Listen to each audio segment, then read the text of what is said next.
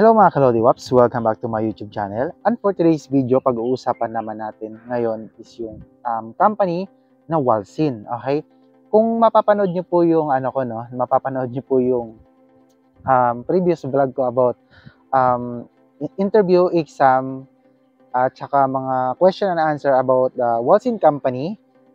Ayun, sinabi ko doon na mag-vlog ako about the Walsin company. So ayun, ginagawa ko na siya ngayon para magkaroon kayo ng idea bago kayo pumunta dito, or lalo na sa mga na-line up dyan at may mga schedule na for interview. At may nagtanong din kasi sa akin, gusto niyang i-vlog ko nga rin daw si Walsin Company since dun daw na line up yung anak niya. So ngayon, sir, ito na po yung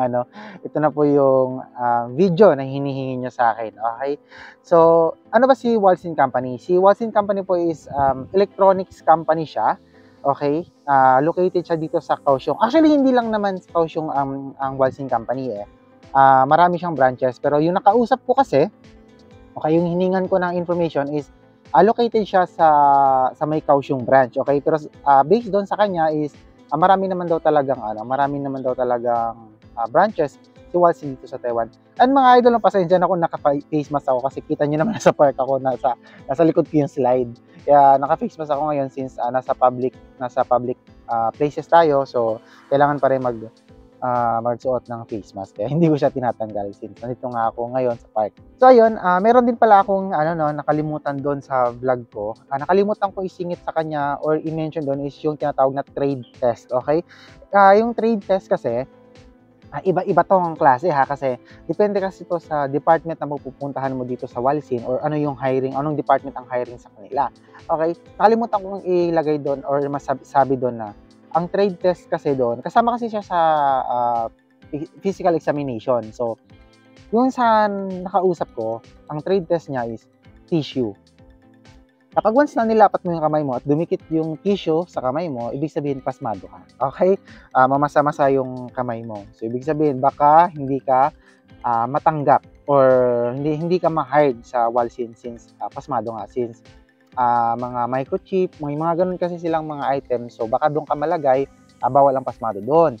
Okay? So, I suggest, bago mo gawin yun, siguro ipunas mo muna ng palihim or yung kamay mo is nasa likod para in case na ikaw na sabay hagod muna sa likod tapos lagay sa tissue. Or hindi ko alam ako ano magiging doon kasi hindi naman ako naka-attend talaga ng actual na trade test sa Walsin.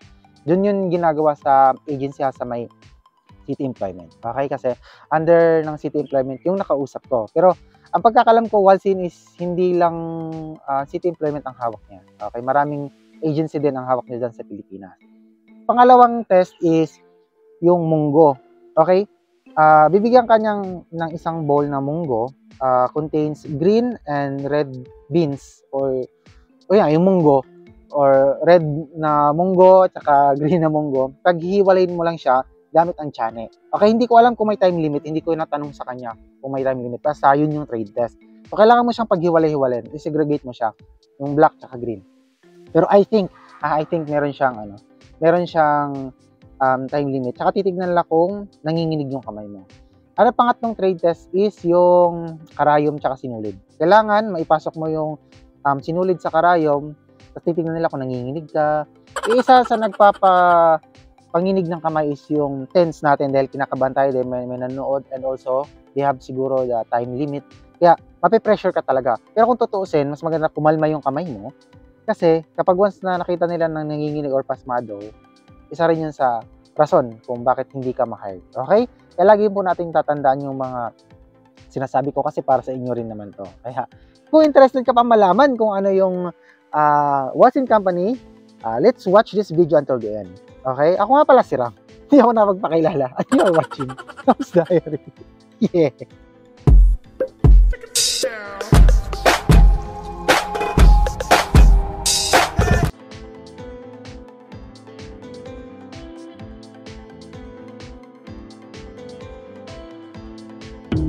Walsin Technology Corporation, a leading manufacturer with dynamic growth and worldwide presence, specializes in the production of passive components. The company has a professional management team with leading and remarkable technology, excellent customer services, and ultimate one-stop supplier with worldwide platform. There are 6 R&D centers around the world, with its main R&D department headquartered in Kaohsiung, Taiwan. The company has 6 major production centers in China, Japan, and Asia Pacific. This facility is a clear commitment from the company to be a world-class player in passive component production. Walson Technology is now one of the top 3 manufacturers of passive component in the world.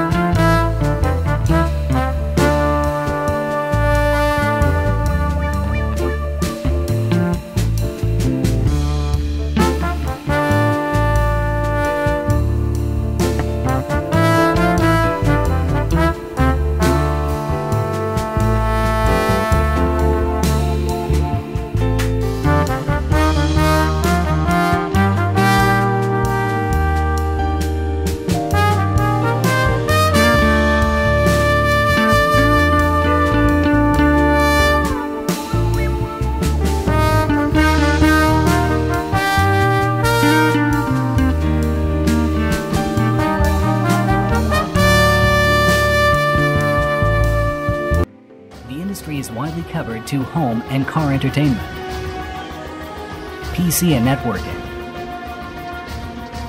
telecom and wireless, consumer electronic and power supply. The ultimate one-stop supplier can satisfy customer needs. The company also established a global logistics and warehousing network, providing stocking globally to hold the spirit of the technological innovation and the efficient execution. Walson Technology Corporation was named the recipient of the National Quality Award from the Republic of China in 2009.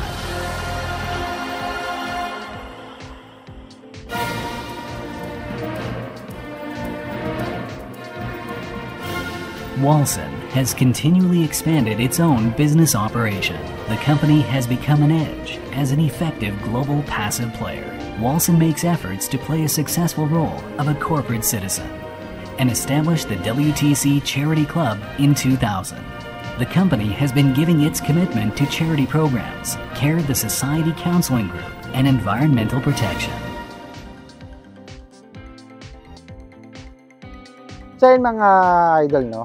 Ito naman, yung kwento ko sa inyo kung ano yung naging journey ng nakausap ko pagdating sa Walsin. Okay, yung nasa Pilipinas pa lang siya, ang ginawa niya or ang dinala niyang allowance kasi, convert into peso ha, is 10,000.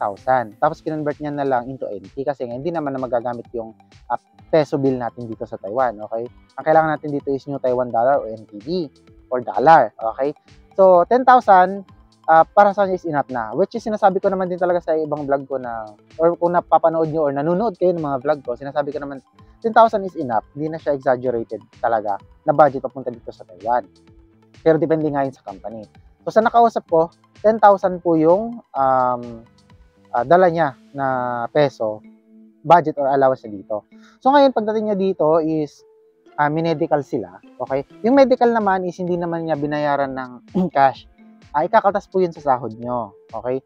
I think, ang pagkakatanda ko, sinabi niya 600, mga around 600 ata yung bayad sa medical first. Then, sa next na medical naman, after 6 months yung medical kayo, then yearly na po ang medical sa kanila. Okay, again, kinakaltas po yun sa sahod. So, ang binayaran niya dito, pagdating is yung beddings. Okay, nasa mga around 1.5 or 1.8 daw yung binayaran. Nakalimutan niya na kasi nga mag-1 year na siya dito sa Taiwan. Okay? So, ang kinausap ko talaga is medyo yung hindi pa naman talaga matagal para yung experience na sa process before is matandaan pa talaga kahit pa paano. Hindi naman totally matatandaan. Kaya puro estimated lang siya. Okay? So, yun po yung binayaran niya.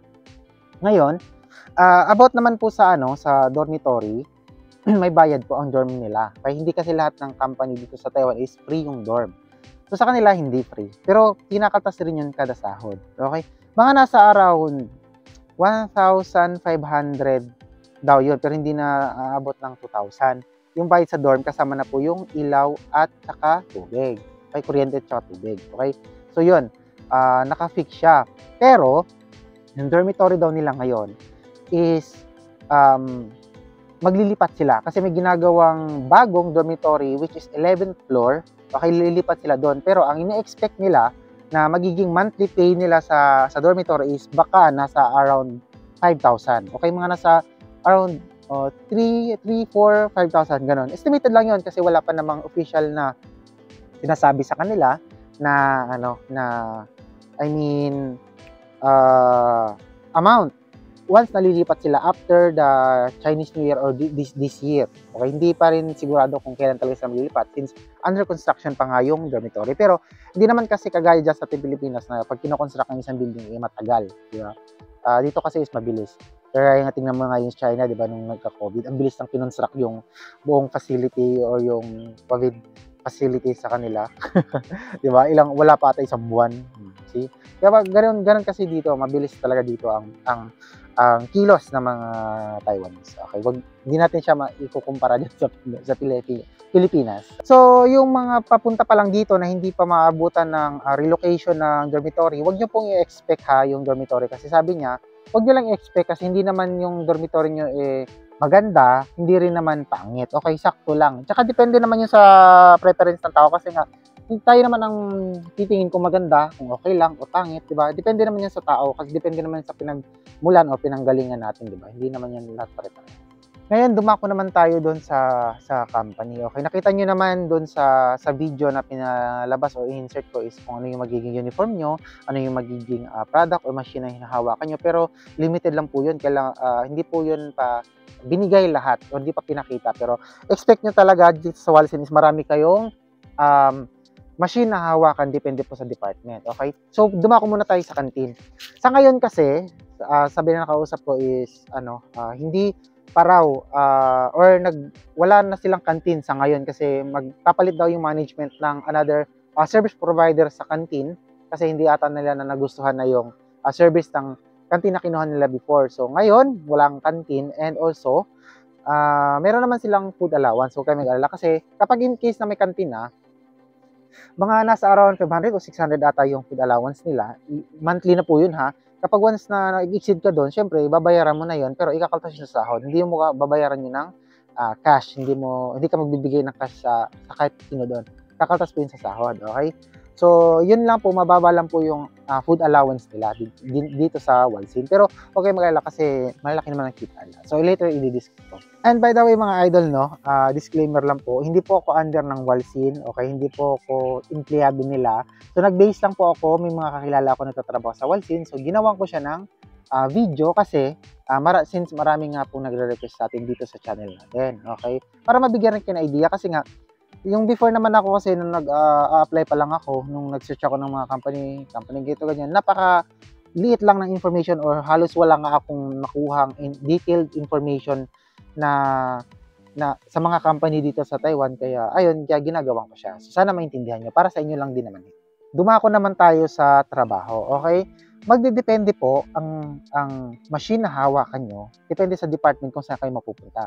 So ang kakilala ko kasi, may tatlo akong kakilala dito sa Walsim. Ang hawak niyang isa is 10 machines. Isa lang ho siya na humahawak. And 10 machines po ang hinahandle niya while operating them. Okay? Yung isa naman is nasa 22. So, dami. Yung isa naman is 8. Okay? Pero yung machine na yun, depende or magkaiba po ang mga functions. No? Okay? May iba naman kasi na hindi mo kailangang bantayan or may time lang siya na kailangan mo siyang inspectionin. Meron naman iba na nagra-run talaga siya at kailangan mo bantayan. Yung iba naman is talagang pababayaan mo lang siya. So, siguro, i-off mo lang siya after mga ganun. Hindi ho yan pare-parehas kasi alangan namang 22 machines, babantayan mo, di ba? Parang kalokohan naman. May mga functions naman, may mga different functions naman yung mga machine, kaya huwag kayong mag-alala. At saka tuturuan naman kayo. Okay? Pero, sinasabi nila, kaya naman ang trabaho kung batak ka dyan sa Pilipinas. Pero kung dito, arte-arte ka, baka umuwi ka ng Pilipinas kagad, my dear. Kaya, kung ako sa inyo, bago kayo talaga sumabak sa isang production dito sa Taiwan, dapat nakapag-isip na kayo ng doble, triple, or ilang isip pa yan bago nyo tanggapin yung offer, kasi sayang lang din kasi kung hindi nyo kakayanin, diba? So, yun po about sa pagdating sa trabaho, okay? And also, may mga makakasabay kayo na hindi lang naman Pilipino. Ang mga makakasabay dito is Taiwanese, syempre, Pinoy, kayo or tayo. Meron din siyang Thailander, meron din siyang Indiano or Indiana, meron din siyang Vietnamese, pero mababait naman daw sila. Okay? Mababait daw sila, okay sila. Pero, sabi ko nga sa inyo, hindi mo masasabi din kasi mabait hanggat hindi mo siya nakasama, kasi depende naman kasi yan sa tao or preference natin kung paano natin titingnan as mabait or hindi, di ba? Kasi meron namang iba na kahit mabait tapos sa tingin ng iba hindi, di ba? Mahirap na, pero expect natin mabait kasi syempre, kung hindi mabait, syempre walang mga nagtatagal na Pinoy, di ba? Or minsan din naman kasi talaga nilulunok na lang yung pride or kung ano man yan para makakita at makapag-ipon tayo para makauwi na Pilipinas. Okay? So depende pa rin po talaga sa atin yan.